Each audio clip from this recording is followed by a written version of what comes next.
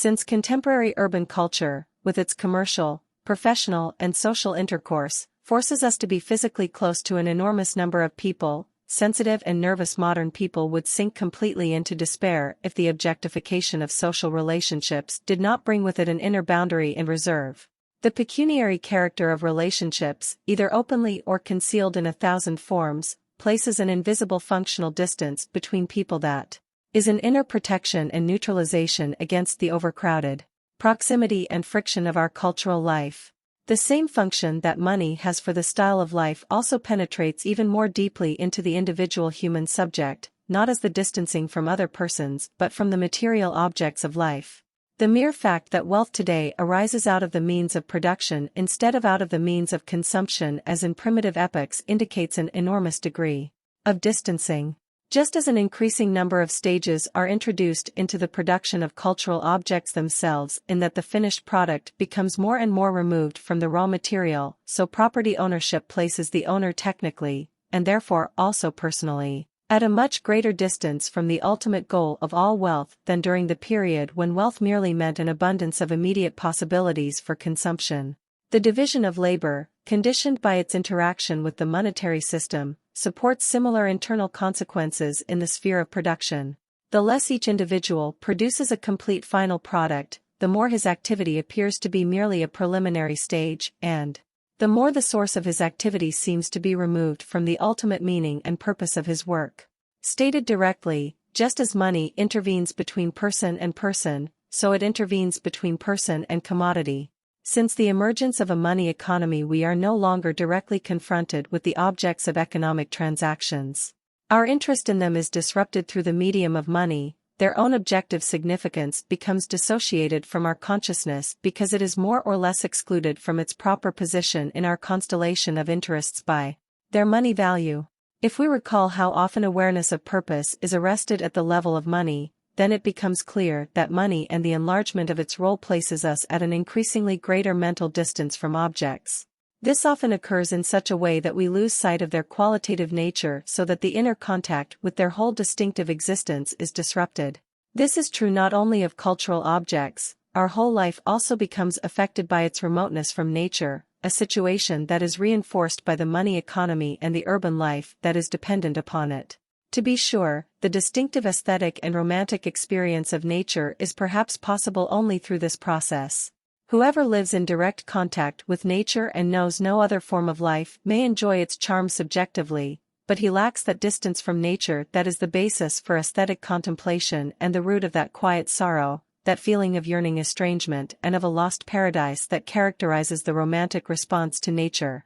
If modern man finds his highest enjoyment of nature in the snowbound regions of the Alps or on the shores of the North Sea, then this can hardly be explained solely in terms of the heightened need for excitement. It is also to be explained by the fact that this inaccessible world, which actually rejects us, represents the extreme enhancement and stylization of what nature as a whole still means to us, a spiritual distant image that confronts us even in moments of physical proximity as something internally unattainable, a promise that is never fully kept and an entity that responds to our most passionate devotion with a faint resistance and strangeness. Landscape painting, which as an art depends upon distance from the object and upon a break in our natural unity with it, has only developed in modern times as has the romantic sense of nature. They are the result of that increasing distancing from nature and that particularly abstract existence that urban life, based on the money economy, has forced upon us. This in no way contradicts the fact that it is precisely the possession of money that has allowed us to take flight into nature. For the very fact that nature can only be enjoyed by urban people under these conditions thrusts an entity between them and nature, no matter in how many transformations and mere after-effects, which forms a link between the two at the very same time that it separates them. Credit. This significance of money is much more evident in its extended form as credit. Credit extends the series of conceptions still further and with a greater awareness of their unrestricted breadth than does the intermediate instance of cash. The pivot of the relationship between creditor and debtor lies, as it were, outside the straight line of contact between them and is set at a farther distance from them. The individual's activity and transactions thereby gain the qualities of farsightedness and enhanced symbolism.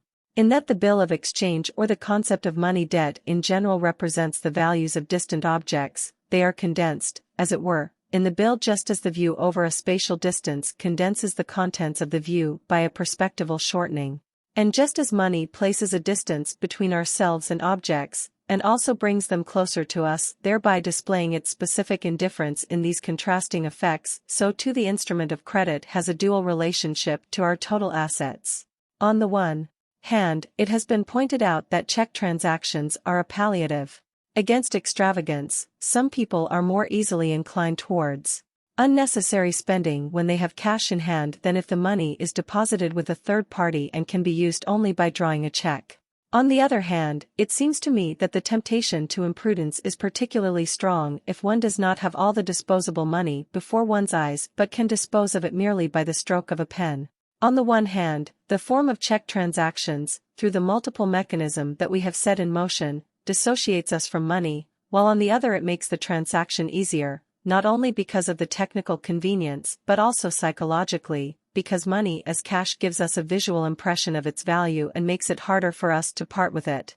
I wish to cite but one instance of the relevant features of credit transactions which, although not common, is nonetheless very apposite.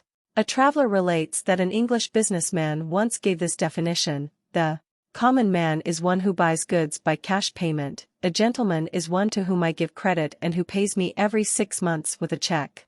It is primarily the basic attitude that is worthy of note here, namely that it is not necessary to be a gentleman in order to obtain credit, but rather that whoever demands credit is a gentleman.